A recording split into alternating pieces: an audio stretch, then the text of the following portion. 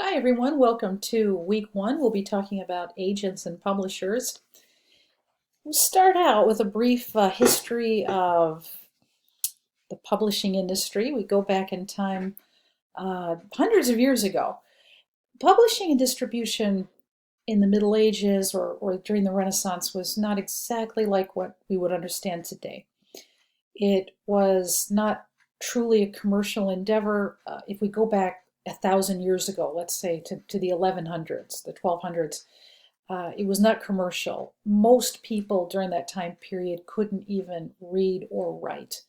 The handful of manuscripts and books existing at the time were extremely expensive. They all had to be copied by hand. It might take weeks, months, sometimes even years to put together a manuscript or a book.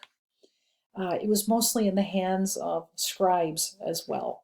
When we get to the 1400s, you probably heard of Johannes Gutenberg. He invented the printing press. He was a printer, but he was looking for a way using what's called movable type to automate the process and make it much faster and easier to use.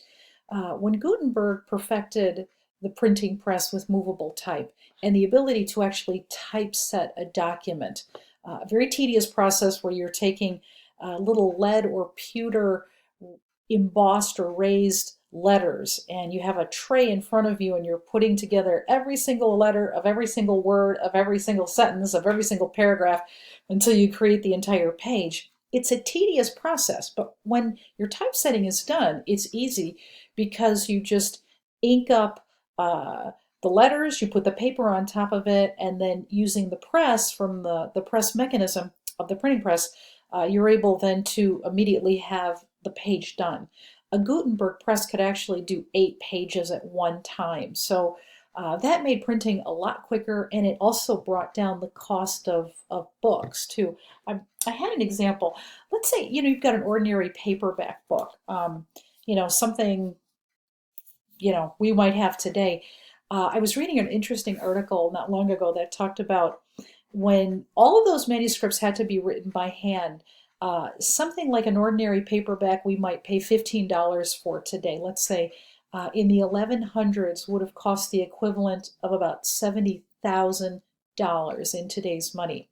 By the time Gutenberg had perfected his press, and we get, maybe 100 years after Gutenberg invented it into the 1500s, the cost of a book had gone down at that point to about $200 in today's money. So it's really very, very dramatic.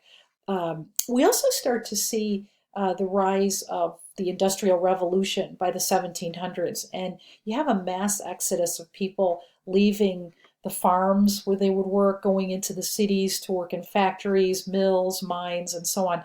And that gives rise to the need for public education. These new industrial workers have to know how to read a little bit, whether to operate the equipment safely, read operating procedures, as I say, safety protocol, what have you. And so that really gives rise to not only more people being able to read through the spread of public education, but also more people with disposable income who actually can buy books, newspapers, music manuscripts, and so on. So here's a couple pictures. Here's Gutenberg's press in action. Here's a handwritten illuminated manuscript from the Middle Ages. And if you're interested, we won't see them here, but there's a number of videos that you can watch that have things, for example, like the history of print.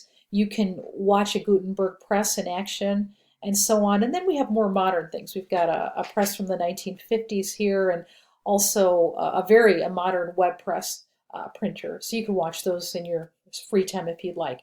Also, folks, do remember that this is a summary video. It's not necessarily meant to replace the actual chapter slides and the text. Do read them. Come to this when you want just a summary of everything. Okay, so by the time we get to the 50s, printing is a very elaborate process. We might have a printing press as big as a warehouse employing hundreds of people to operate it. Today the process is very different. We have a thing called a web press. Web presses are very nice. You can print with these thousands of pages in just a few minutes. Some of them are actually capable of fully completing and assembling an entire book. So we've definitely come a long way. Over here, agents, let's talk a little bit about them. When the publishing industry became commercialized around the late 17, early 1800s, and finally had some fairly decent intellectual property to protect authors and publishers, it gives rise to the need for agents. You folks have probably heard agents have their A list of clients on their rosters. These are their heavy hitters that are bringing in about 90% of the income. Then they've got their B list clients, their C list clients, their D list clients. Maybe if the D list people are lucky, the summer intern will look at their file every now and then. But we've seen a situation definitely since the 1980s. Publishers, production companies, labels no longer accept unsolicited works. In other words, I cannot, without invitation, just go and mail off my manuscript or my demo to these companies. They will not take them any longer. They used to. Years ago, they used to. But after a while, there were so many people soliciting materials to them, they couldn't keep track of all of it. There were lawsuits happening. Publishing houses were getting accused of stealing people's materials. And so finally, by the 80s, they just said, no more, no more, don't send us anything. You need to get an agent. And that's been the way it's worked ever since. Agents basically act as filters in which they receive materials, they screen them, they decide which ones are worth pitching for publishing deals. Something important about this class, we're not talking in our class about talent or booking agents here. These people rarely shop creative content. Instead, in our class, we're going to be talking more about literary agents. If you've chosen book for your content, you want to look at a literary agent. If you have original music for the content you've chosen, you'll be looking for or talking about a songwriting or a music agent. Scripts, screenplays, teleplays are shopped again by literary agents. Film sales agents if you have a fully produced video, and so on. Video games are usually pitched to game publishers by game developers. So we're not talking again about talent or booking agents. These people will help you get a gig, but they rarely shop creative content. So agents work on commission. A typical rate for them is 10% for a domestic deal, 20% for a foreign deal.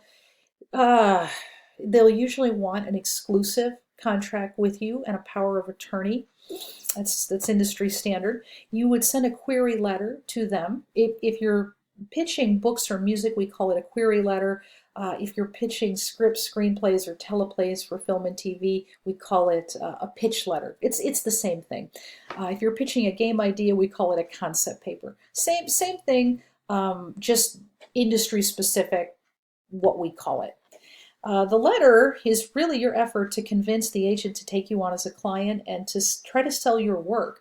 And if the agent thinks they can sell it, they will.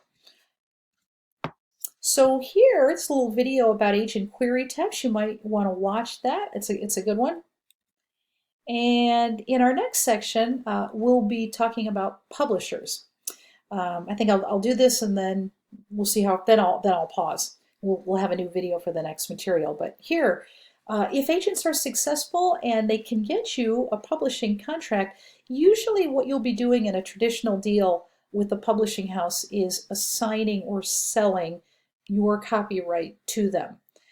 In exchange, you're either going to get a flat rate, they'll pay you anywhere from hundreds to thousands of dollars for your work, or more commonly, they will give you royalties. You may or may not get a recoupable advance, and they will give you royalties for book and music deals. 10 to 20% net is very common, with 15% an average. And then don't forget, of the money you would receive, your agent would also take a share of that, whether 10 to 20% of your cut. Once again, a lot of projects will fail, unfortunately. Most do. It's kind of sad. So we're back to the situation for publishing houses, production companies, record labels. It's typically that top 10% of A-list clientele that's bringing in about 90% of the revenue. Uh, because of that, the big publishing houses are going to spend about 90% of their effort promoting their top 10%, promoting them, marketing them, giving them the best editing, art review, and so on. So let's distinguish. I've kind of mentioned in a typical publishing deal, you'll get 10 to 20% net and you will sell or assign your copyright over to the publishing house. Another possibility is a co-publishing deal, or what we call a co-pub deal. This is usually reserved for people who are really heavy hitters in the industry, or already bring a very big fan base or following.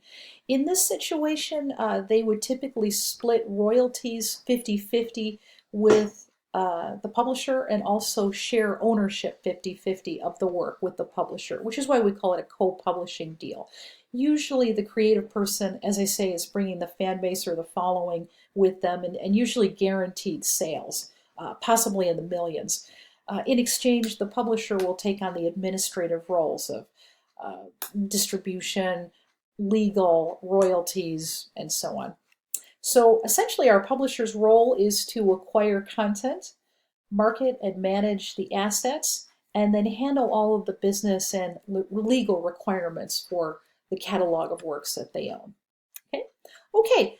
I will stop right here. We'll go on to our next video where we will talk about video game publishing and then film and television next.